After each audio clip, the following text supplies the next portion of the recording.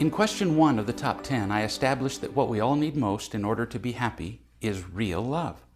In question 2, I said that most of us don't have enough of that essential element, and in that condition, we look for sources of imitation love, the topic of question 3.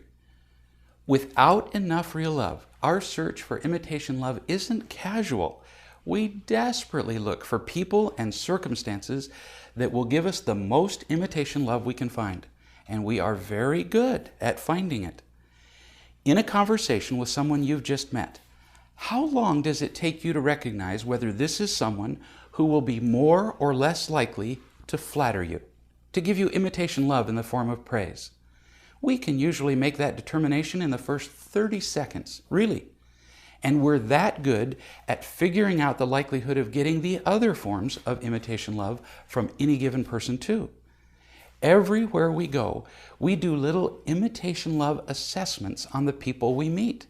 And understandably, we tend to like people who give us more.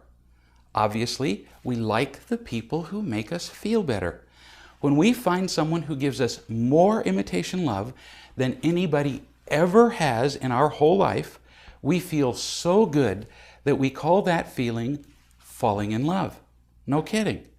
Now, it's not very romantic, but falling in love is almost invariably an abundant trading of imitation love. How do I know that? Look at how often people fall out of love. And here's what happens. I walk into the room and I meet you. Within seconds, I sense that you're likely to be a great source of praise, power, pleasure, and safety. Oh, I like that. And I want more. So I give you all the praise, power, pleasure, and safety that I have. And you love that. We just pour it all over each other. And in no time, we're in love. Now, of course, we want to keep that feeling going. So we get married, absolutely certain that this will continue forever. But then what happens?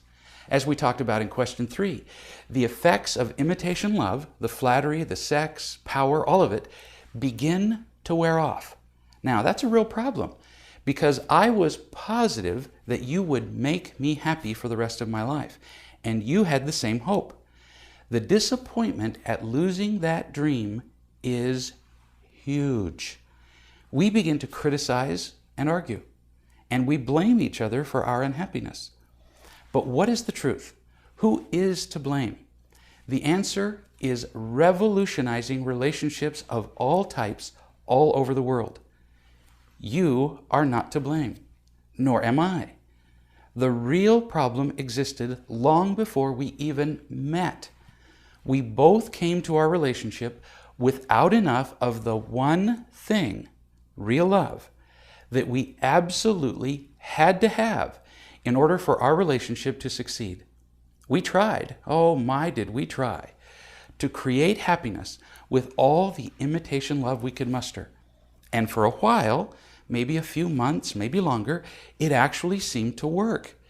But imitation love never lasts, and its effects wore off. Our emptiness and fear took over our lives. We didn't realize it, but without enough real love, our relationship was doomed from the beginning. Thankfully, we can change all this. We can learn to find and share real love. And as we do that, we can learn to find relationships that are unconditionally loving from the beginning. We can also heal the unhealthy ones we already have. The power of real love is literally miraculous.